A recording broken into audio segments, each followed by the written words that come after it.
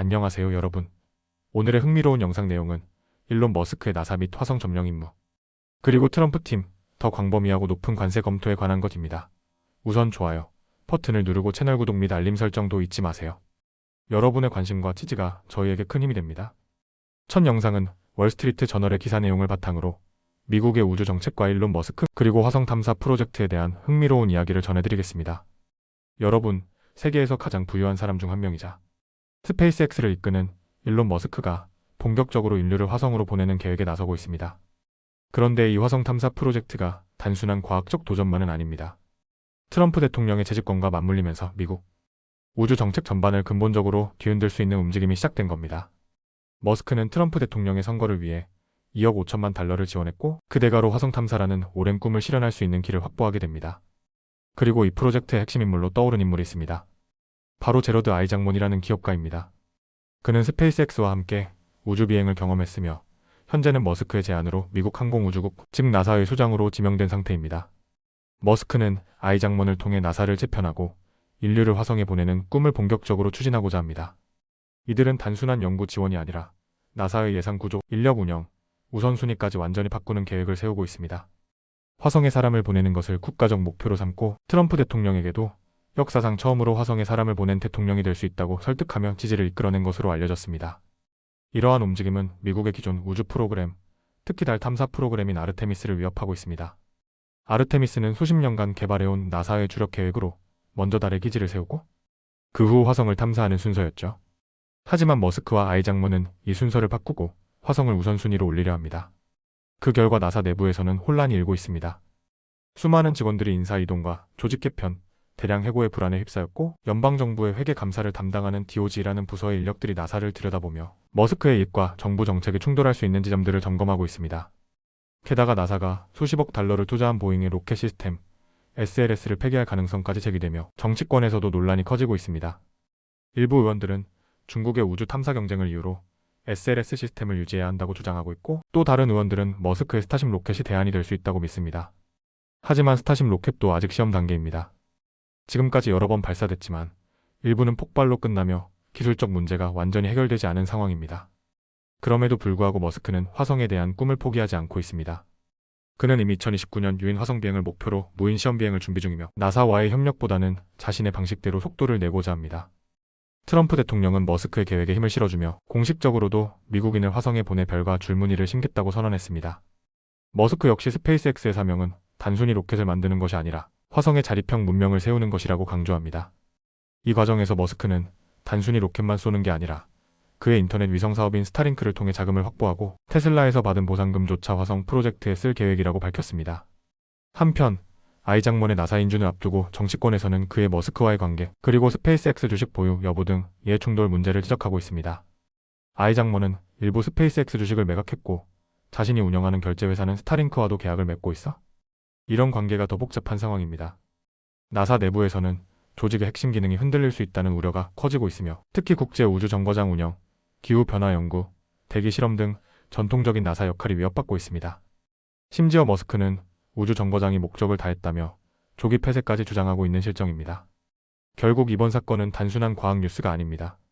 머스크라는 민간 기업가가 트럼프 대통령의 정치적 뒷받침을 통해 미국의 국가 우주 전략을 재편하려는 대담한 시도이며, 그 과정에서 나사, 정치권, 규제기관, 그리고 국제적인 우주 경쟁까지 얽힌 매우 복잡한 이야기입니다. 이 모든 움직임이 과연 인류의 미래를 향한 진보일지 아니면 지나친 사적 이익과 야망의 충돌일지는 앞으로의 전개에 달려 있습니다. 다음 영상은 월스트리트 저널 보도를 바탕으로 트럼프 대통령의 새로운 무역 정책과 관세 계획에 대한 중요한 내용을 전해드리겠습니다. 이 보도는 단순한 세금 조정이 아니라 세계 경제와 미국 소비자, 그리고 정치권 전반에 큰 파장을 미칠 수 있는 중대한 이슈입니다. 트럼프 대통령이 다시 백악관으로 복귀한 뒤 그의 경제팀은 미국 경제 재건의 수단으로 관세 강화 카드를 꺼내들었습니다. 그는 대선 기간 내내 미국이 부당한 무역의 희생양이 되어선 안 된다며 관세를 통해 미국 산업을 보호하고 무역 적자를 줄이겠다는 공약을 내세웠죠. 이제 그 공약을 실행에 옮기기 위한 구체적인 관세 정책의 윤곽을 드러내고 있습니다. 이번 주 수요일로 예정된 정책 발표를 앞두고 대통령의 측근들과 경제 고문들은 전면적이고 공격적인 관세 인상이라는 방향으로 논의를 좁혀가고 있습니다. 현재 논의 중인 핵심 방안은 크게 두 가지입니다. 첫 번째는 미국의 무역 상대국들에 개별적으로 관세를 부과하는 방안입니다. 나라별로 무역 적자 규모를 분석해 그에 맞는 맞춤형 관세를 매기겠다는 겁니다. 이 방안은 상대적으로 정밀한 접근이 가능하지만 복잡하고 행정적 부담이 크다는 단점이 있습니다. 두 번째는 훨씬 더 단순하고 강력한 방식입니다. 바로 미국과 거래하는 거의 모든 나라에 일괄적으로 최대의 20%의 세계 관세를 매기는 방식이죠. 트럼프 대통령은 이 방식에 더 끌리고 있는 것으로 알려졌습니다. 그는 정책은 단순하고 크고 명확해야 한다고 강조해왔기 때문입니다. 그는 최근 MBC 인터뷰에서 외국 차값이 오르면 미국 사람들이 미국 차를 살 테니 오히려 좋다며 소비자 물가 상승 우려를 일축하기도 했습니다. 자동차 가격이 오르든 말든 그게 오히려 국내 산업을 살리는 길이라는 논리죠.